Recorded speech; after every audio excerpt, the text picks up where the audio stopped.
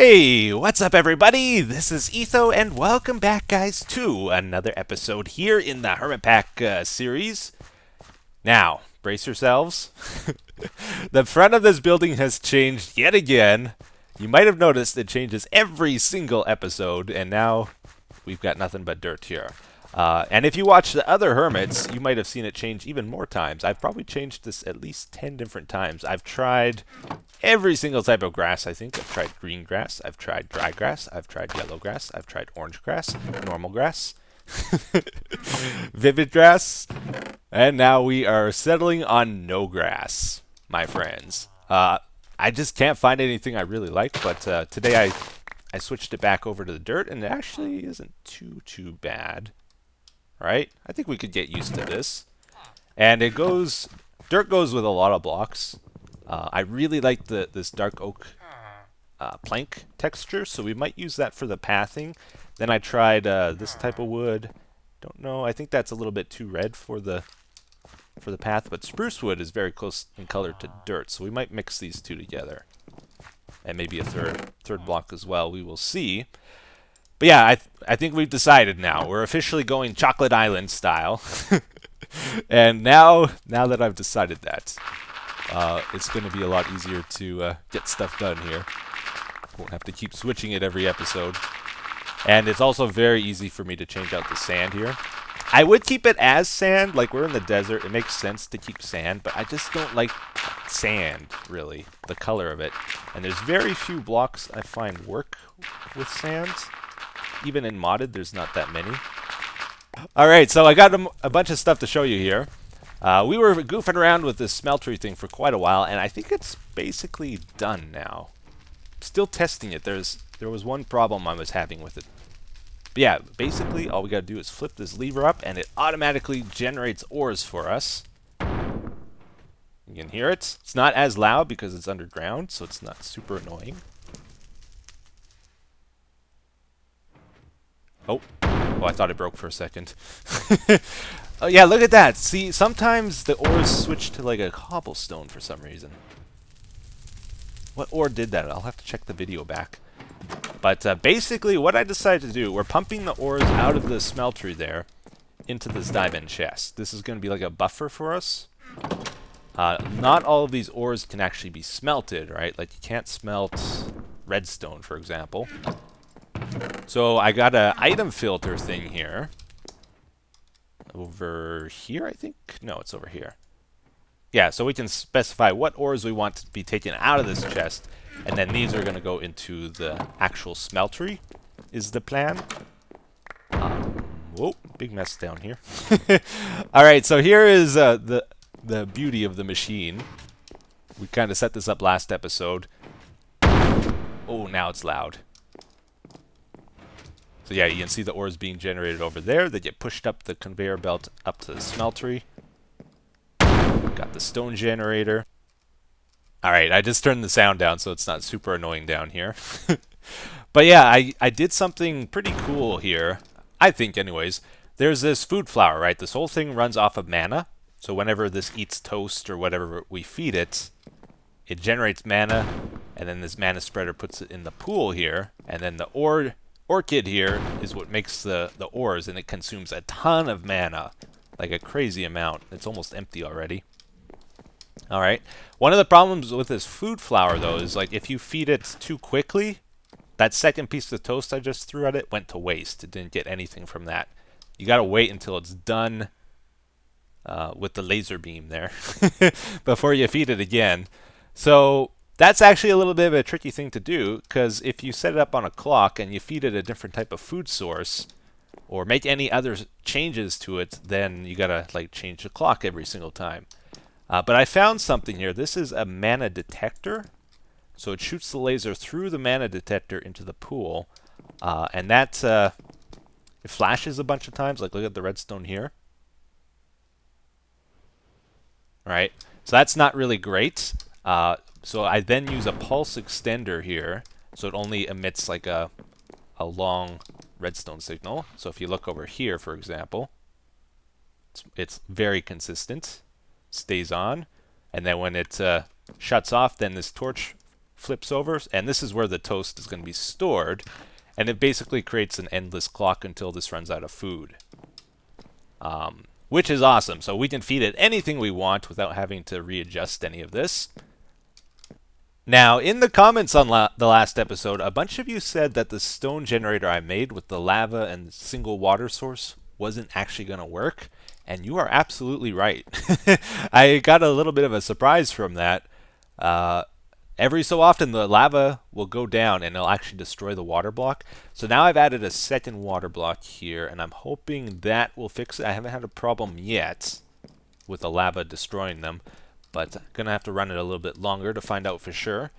And now also we've ran out of mana here pretty much. There's not enough there to generate any more ores. So what we do here, we detect how much mana is inside the pool, and you can see there's redstone signal is not extending all the way here. So it shuts off this hopper clock, and the whole thing stops running if it runs low on mana. Also, if there's too much mana, like where the flower can't fill up the pool anymore, it also shuts off, which is cool. So it's totally like intelligent. I don't have to worry too much about this thing breaking by over or under feeding it. All we gotta do to feed this is throw food into this little trap here. This is like the mouth of the system, and we can mix and match food because we have that intelligent detector thing. So now that we fed it, it should start producing ores again. Yeah, you can see it's getting fed here. Very cool. And as soon as it runs out, it eats another one. Yeah, we just got another ore. Very cool. So those the food falls down here into the hopper, and we got a diamond chest just as a buffer here. We detect when items go into the hopper with this comparator, and that just sends it one pulse to get this all going. And yeah, that's the idea of the system. A little bit crazy, convoluted and all that, but I think it's really cool. Works exactly like I wanted it to. Alright guys, just a little bit later here, I'm trying to do some finishing touches on our build here so we can move on. I put a little decorative thing around this little opening here. I think that looks kind of cool. And setting up the tinker tank and the smeltery down below. And the switching mechanism, which was quite the pain before. And it still is. The redstone on it's a little crazy. We're not going to get into that.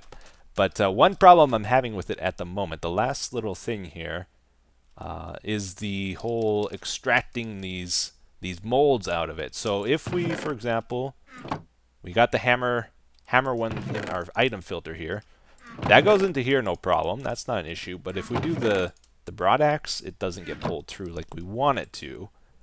And I have metadata ignored. So I went ahead and made an advanced item filter, and hopefully we can get some more options here. I think we want like fuzzy mode or something, right? Match NBT data. Okay, let's disable that. Let's disable that. Fuzzy mode. Oh, that's for damage values? Okay, well, let's try it now. So we'll put this in here.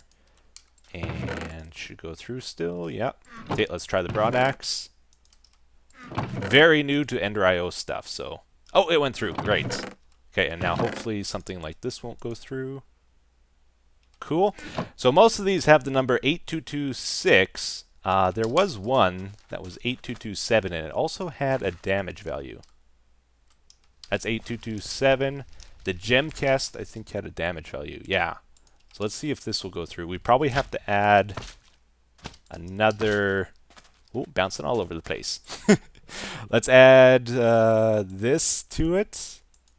So that's 8227. So we got 8226 and 8227. Let's see if the gem cast will go through. It does. Okay, good. This should go through. This should go through. All right, I think we got it figured out. Oh, I think we got it working. I'm so happy. Let's say we want to do the pickaxe. Select the pickaxe. There's the pickaxe. Let's say we want to do the shovel. Shovel. Nice! Always wanted to do that. And it turns out it is very difficult. And I'll never do it again. It's not worth it. Still cool, though. All right, everybody. So I have a skill testing question for you guys. How well do you know your Tinker's Construct? Over here, we have a totally unbreakable shuriken. Did I say it right? It's got five reinforcement plates on it, so it's totally unbreakable, 100% unbreakable. Can I break it? What do you think? Well, at the moment, it's at 1 ammo out of 137, so I'm guessing it's going to break here. We will find out. Oh, what's hurting me? Cactus. Oh, I think that was it. Yeah, it broke. It actually broke. Okay. Yeah, so this kind of caught me off guard a little bit. It's an odd situation because I made this out of Manelian. Look what the special properties of this are. Devour. During combat, you deal more and more damage, but also consume more and more durability. So even though through regular use this doesn't lose durability, if you hit a monster, you get that insatiable modifier, and it actually will break it over time. Alright, let's go ahead and throw everything in here, actually. Iron, gold, copper. So that stuff goes into the chest here. Anything that can't be smelted is going into here, as well as the ingots are going into there at the moment. The rest of the stuff is going down to here, into our smeltery thing. And then once it melts down, it gets pumped into that tinker tank. And the tinker tank actually is working very nicely. I'm really happy with this thing. So it's filling up here. We have the option of doing a cast here if we want. So let's say we want to do... We saw all this already pretty much. Actually, let's go ahead and do tough rod. Alright, tough rod. So select whatever material we want. Let's go for iron.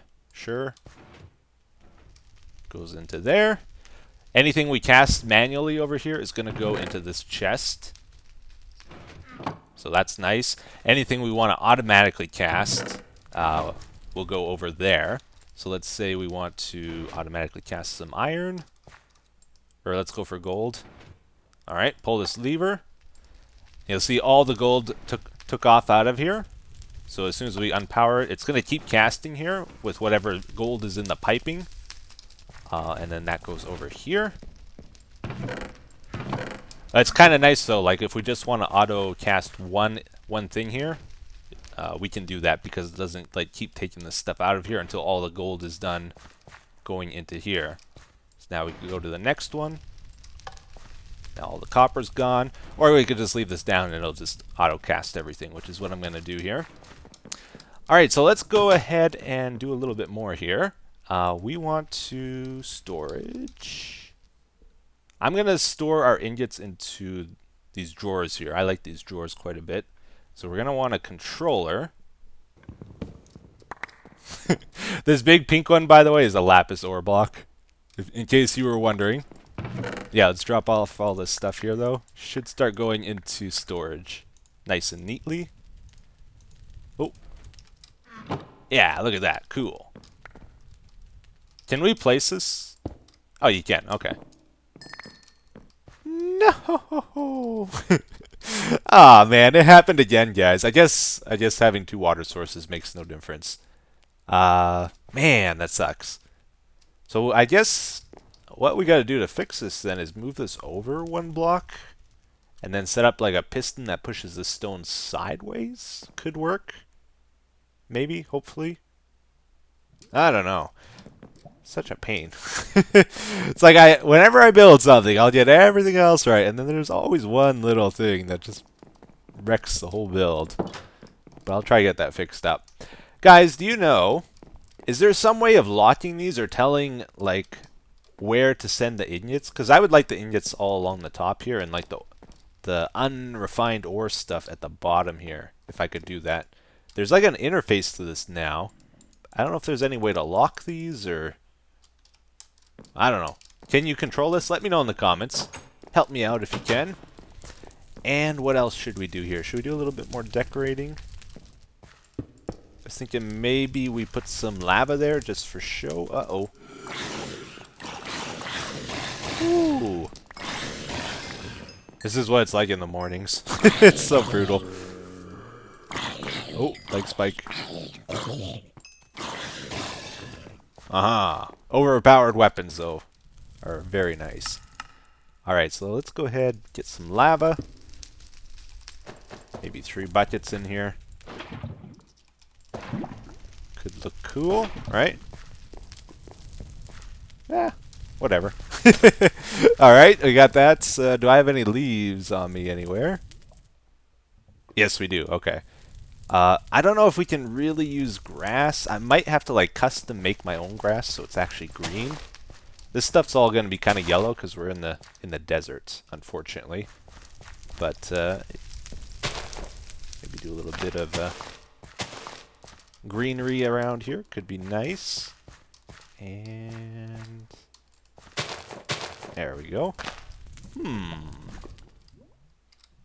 I think that's better. What do you guys think, though? Should we maybe... Let's try go down one more.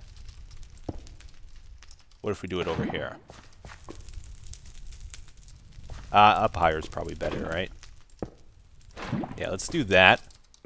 And let's grab our chisel and bits. This is a really cool item from Botania, Hand of the Ender. This allows you to remotely access your ender chest. So all these things are in my ender chest right now. There we go.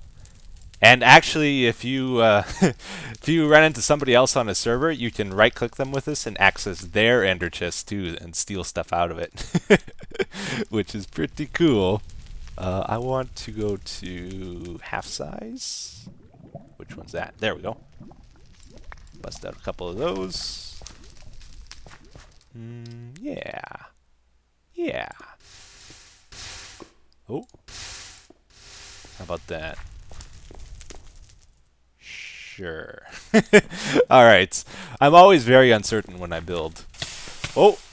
Wow, I walked right over that fence. Because I got the sash on me here. Allows you to walk up blocks too, which is pretty nice. Sometimes you do unexpected things like that, though. Alright, guys. I think we're about ready to start phase 2 of our building here. Oh, can't sleep when you're on fire. Oh, snap. So, I played Final Fantasy X a long, long time ago.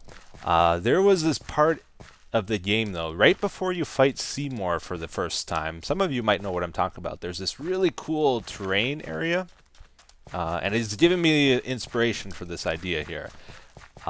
If you have a flat spot in Minecraft, not just in modded Minecraft, even in vanilla, and you want to make it more interesting, this is an idea that hopefully will look pretty cool. So maybe from here and out. Let's try to make it about 7 blocks wide. We're just going to dig down. We're going to dig down and make it look like a dried up river, sort of. And make a big chasm. Or ravine. I don't know what you would properly call this. But we're going to split up the terrain a little bit. Give it like levels, not just totally flat. And then we're going to build bridges across the areas here. So from this side, we would build a bridge to over there.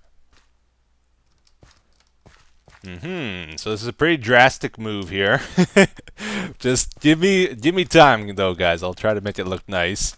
I think we should maybe go down one more block. What are we at here? 1, 2, 3, 4, 5, 6, 7. Let's go down one more. And then we'll extend this a bit more. And we're going to have these like little ravine areas throughout the base here every so often, I think. And in these, we'll have staircases to get down. And then there'll be like tunnels in places too that lead underground is the plan. So many ghost blocks, it's nuts. Let's see, maybe this will follow. Let's kind of like do the outline of this one first. Make it go down here. Fun fact, by the way, the first time I played Final Fantasy X, I like had 100 hours into the game. Finally made it to Xanarkin, which is the end of the game. And house got broken into. They stole my PlayStation 2 and my memory card. So I had to like wait a week or two for the insurance stuff. If you don't know, the game has like this really like in-depth story that brings you into the game, and it's like you just can't wait to find out how it ends. And I was at the very end, 100 hours into the game, got stolen, had to wait weeks for insurance, finally got another PlayStation 2 and another copy of the game, had to start over from scratch, and played like another 100 or more hours. It was a great game, though. I didn't mind it too much. Oh, yeah. Alright, it's feeling pretty good down here. Some spots might need to be a bit wider, but I'm liking it. I think it's going to be cool. What should we do, guys? Maybe you can help me decide. Like, for the ground here, I have dirt here right now. We'll probably change most of this out with planks, though. And then, like, on the edges, there'll be some leaves and plant life, that kind of stuff. What about the walls here, though? I don't want to leave these as dirt. That's too much brown. Should we go for stone? Should we go for like hardened clay? Maybe help me decide here. Let's try hardened clay out here. Like, should we make it look like a mesa with the lines running on the sides? Could be an idea. Alright, let's just do this.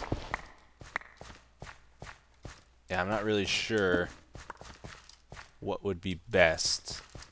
Help me decide, though, if you guys can. And I don't want to do it out of sandstone, though. I don't want sandstone in our base here. Just don't like the color. Alright, let's head on up here. I made a little temporary bridge here just as a placeholder. I'll try to make something a bit more fancy later. Bridge building is not my specialty, though. But for right now, I think we'll just do this. Like so.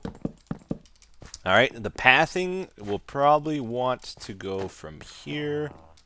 It's kind of this is how I like to do pathing, kind of just run as you go. Gives it a nice natural shape to it. And also we're going to want to go around here. Alright. A little bit wider. A little bit wider. Oh, I'm out of planks. Okay. Alright, that's good. I put some like crates and stuff on the side of the building here. I think that's okay.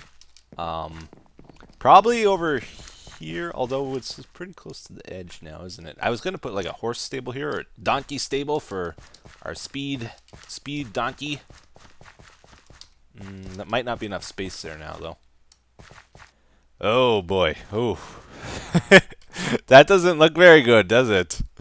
I don't think we can do that. Let's go ahead and try to get rid of the dark oak. I really like the dark oak. It might be too dark, though. Let's try to change this all to spruce and just see what that looks like and take it from there.